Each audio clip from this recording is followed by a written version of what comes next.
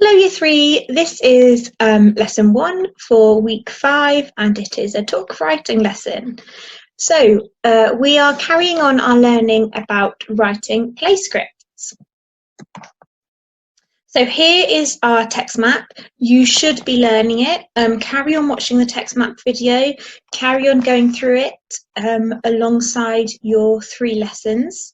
It will really help you write your own play script if you know this text map.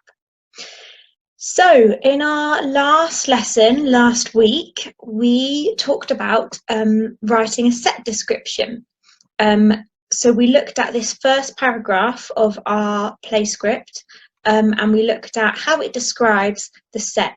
It needs to describe what the set needs to look like and who should be on stage and what they should be doing or what they should look like. Today, we're going to think about how dialogue is laid out in a play script. Dialogue is another word for speech. So we're thinking about how what the speech looks like. So here is an extract from our text map of some speech. I'd like you to pause this video and think about what you notice about how this speech is laid out. Okay, so I hope you had a little think about that. I'm sure you came up with some ideas and some things that you could see that are a bit unusual. We're going to use these examples to help us write some steps to success for writing dialogue in a play. So the first thing you need to do when you're writing dialogue in a play, you need to start with the name of the character who's talking. So in our first line, the person who's talking is Rosa Parks. So we start with her name, Rosa.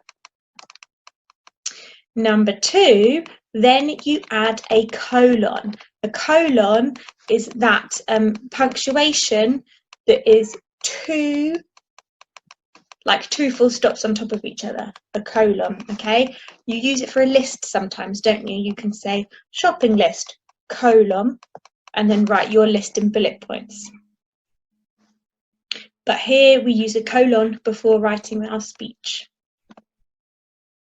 Number 3, write the dialogue. So you need to write here what the person actually says, and I've underlined that in blue. Then finish the speech or the dialogue with punctuation. So in our first line, Mama, why doesn't a bus take us to school? That's a question, so we need a question mark. Okay, if you're just writing a statement, then you'll need a full stop. Number 5, this is the important one and the unusual thing about writing a play. You do not need inverted commas.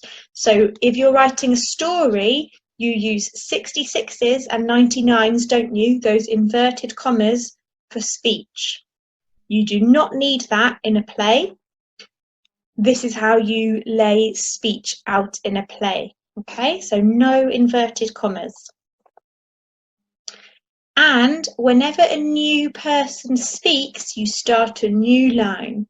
Okay, so can you see after Rosa's finished speaking, it's the mother's turn to speak, but I don't write mother after the end of Rosa's sentence. I need to start a new line before I write mother. Okay, so we have here just a little cartoon from the Beano, and I have at the top of the screen our steps to success for writing dialogue in a play. Okay, so what's the first thing? You're going to help me write this cartoon out as a play. So what's the first thing that I need to do? So step number 1, start with the name of the character who is talking. Dennis isn't talking, the character Walter is talking. So number 1, there you go, I need to write the name of the character. I'm going to look back at my steps to success now. 2, then add a colon. Okay, so I need to add a colon. Look back to your steps to success. 3, write the dialogue, what the character says.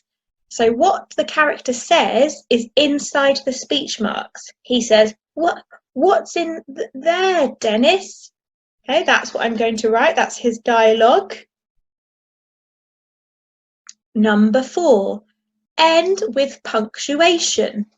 Okay, so what punctuation do I need to put on the end of this dialogue?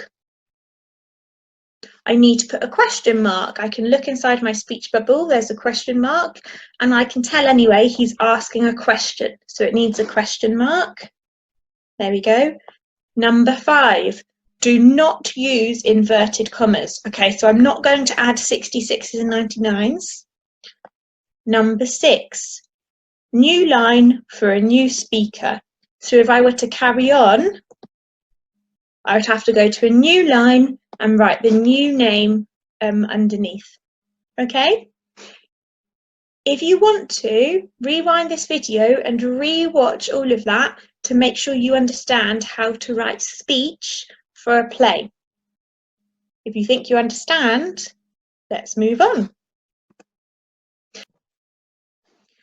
Okay, activity time. So you are going to do exactly what I've just done, and you're going to turn a cartoon into a play. You only have to do one, but I'm giving you some options about which cartoon you want to do. So one cartoon here is about Snoopy and Charlie Brown. I've labelled all the characters because you might not know their name, and at the top right, left-hand corner of the screen, there are the steps to success. So if you want to turn this cartoon into a play, make sure you look at the steps to success, pause the video on this page, and complete this work. So if you were turning this cartoon into a play, this is what the beginning would look like. You need to find the first person who's talking, it's Charlie, write his name, do the colon, write what he says, include the punctuation, go to a new line, then for the next person who talks. Okay, so I've started it off for you. You could choose to write your play on this cartoon from the Beano. And here, the steps to success are on the screen again, they're at the bottom of the screen. So here, the characters are Dad and the two dogs, Nasha and Nipper. So you could put these speech bubbles into a play script. Here is another cartoon from the Beano that you could use. This is with a different dad and the character Roger. Again, steps to success are at the bottom of the screen. Make sure you use them. Or you could draw your own cartoon. You could draw a cartoon with superheroes. You could draw a cartoon with fairies. You could draw a cartoon with whoever you want, yourself, me or Mrs. Bowen, whoever you want. And then you need to turn your cartoon into a play script using the steps to success at the bottom of the screen. So what I suggest you do is you have a think about what cartoon you want to use or whether you want to make your own cartoon, and then you pause the video so that you can see that cartoon on the screen. When you finish turning the cartoon into a play, remember, upload your work to Tapestry, and can you please name your work English Week 5 Lesson 1, just so your teacher knows what they're checking. I look forward to seeing all of your plays soon, and I'll see you in the next lesson. Goodbye.